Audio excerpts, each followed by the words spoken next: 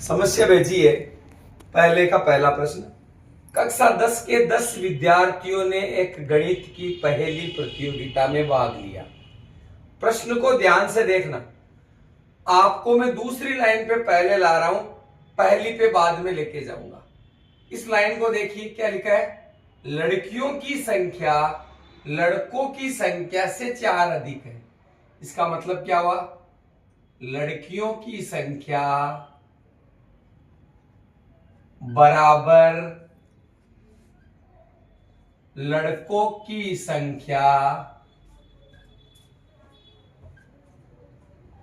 से 4 अधिक। अब यहां पर एक चीज देखिए, लड़कियों की संख्या कब ज्ञात कर पाओगे? जब आपको लड़कों की संख्या पता होगी। मैंने कहा था x और y में जो स्वतंत्र है वह x है, आश्रित है वह y है। तो जो लड़कियां हैं उनकी संख्या तभी निकल पाएगी जब लड़कों की संख्या पता होगी।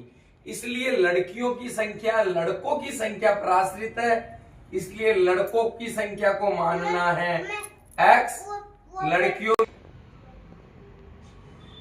इसलिए लड़कियों की संख्या तभी ज्ञात कर पाएंगे जब लड़कों की संख्या पता होगी।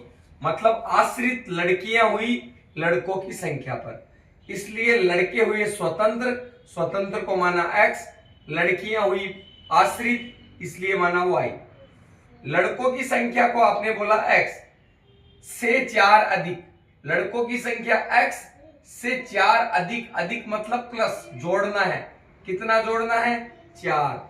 तो y बराबर x प्लस 4, y को उधर भेज दे तो x प्लस 4, y उधर गया तो माइनस का y हो गया क्योंकि इधर प्लस का था, बराबर 0।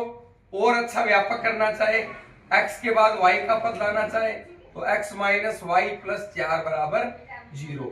अब आप कहोगे कि यहां पर आपको एक ही समीकरण मिल रहा है साहब। अब आप यहां पर कहोगे कि यहां पर तो एक ही समीकरण बन रहा है साहब। पहली लाइन को पढ़िए, 10 विद्यार्थियों ने पहली प्रतियोगिता में भाग लिया, मतलब लड़के प्लस लड़कियां मिलाकर टोटल कितने हुए? 10। अब लड़कों को माना है x, लड़कियों की संख्या को माना है y, टोटल मिलकर क्या हो गया? 10। x प्लस y, 10 को इधर लाए माइनस 10 बराबर 0।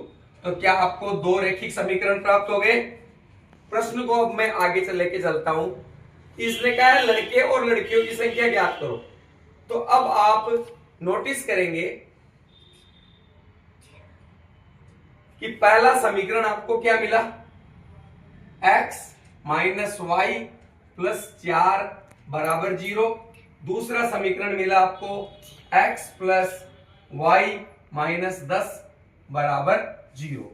अब चूंकि यहां पर ग्राफ विधि का प्रयोग कर रहे हैं, इसलिए मैं इसको ग्राफ विधि से ही समझाऊंगा। ग्राफ विधि में अपन क्या करते हैं? x और y, ये पहली रेखा का L1 का समीकरण, ये दूसरी रेखा L2 का समीकरण। x और y में एक बार x को 0 लिया, एक बार y को 0 लिया। x को जब अपन 0 लेते हैं तो x 0 हो गया, y ऐसा का ऐसा प्लस का 4 बराबर 0। माइनस y, 4 को उधर भेजा माइनस का हो गया, माइनस से माइनस कट गया, y का मान मिल गया 4। तो y का मान आपने लिख दिया 4। उसके बाद में आपने क्या देखा?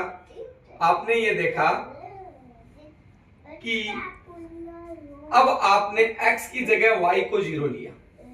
y को इस समीकरण में 0 लेंगे तो x ऐसा का ऐसा, y 0 प्लस का 4 बराबर 0। 4 उधर गया तो माइनस का 4। निष्कर्ष क्या निकला? y का मान 0 रखने पर x का मान मिला माइनस का 4। इधर जो सारणी अपन प्राप्त करेंगे, एक बार x को 0 लिया, एक बार y को। x को 0 लेते हैं सबसे पहले, तो x की जगह 0 लिखा, y ऐसा का ऐसा, 10 उधर गया प्लस का 10। निष्कर्ष क्या निकला? y बराबर 10। तो x 0 लेने पर y मिला 10।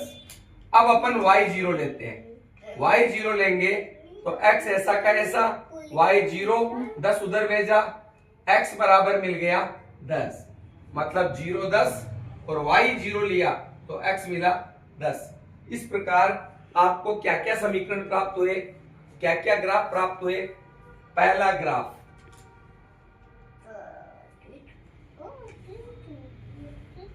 x और y,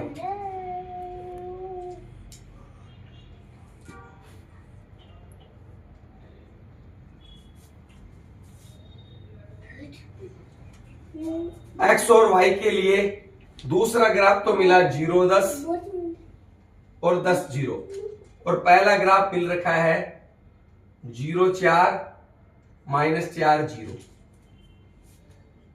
अब अपन इस प्रश्न को आगे हल करते हैं। अपन को ग्राफ खींचना है। ग्राफ खींचा अपन ने तो अपन क्या देखेंगे, अब अपन ग्राफ खींचते हैं। अब अपन ने ग्राफ खींचा, x 0 x dash, y 0 y dash. अब आप एक चीज देखिए, x का मान 0 से -4, 0 से 10, मतलब -4 से 10 तक जाना है, तो क्यों ना अपन एक कॉलम 4 का मान ले। एक कॉलम ही 4 का मान लिया तो इधर 3 कॉलम में ही 4 8 12, x पर 4, एक कॉलम 4 4 के मान लिए अपन ने। 4 ये माइनस नहीं है, एक बोर्ड का कलर है, 4 8 12, इधर -4। और y x है वो 4 से 10 तक जा रहा है, 0 4 10, तो y x पर 10 तक जाना है, तो वही बात 4 8 12। अपन ने 4 4 के एक कॉलम को मान लिया। अब अपन सोल्व करते हैं। 0 पर क्या मिला, x का मान 0 y का मान 4, x का मान 0 y का मान 4। बिंदु का मान क्या मिला, x का मान 0 y का मान 4, x का मान -4 y का मान 0, x का मान -4 y का मान 0। दोनों बिंदुओं को मिला दीजिए, मिला दिया। ये पहली रेखा हो गई L1। अब दूसरी रेखा 0 पर 10, x का मान 0, 10 कहां पर होगा, 8 और 12 के बीच में 10 होगा या नहीं होगा, बीच में, तो ये 0 पर 10, x का मान 0 y का मान 10, 10 पर 0, 8 और 12 के बीच में भी यहां क्या होगा 10, x का मान 10 y का मान 0। इन दोनों को आपने मिला दिया।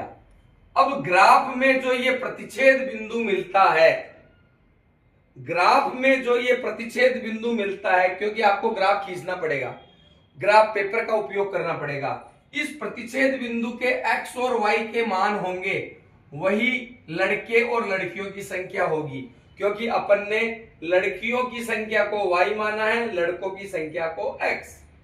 तो लड़के होंगे x, लड़कियां होंगी y। जिस बिंदु पर कटे ग्राफ में वही लड़के और लड़कियां होगी। ये ग्राफ पेपर से क्लियर होगा। Thank you.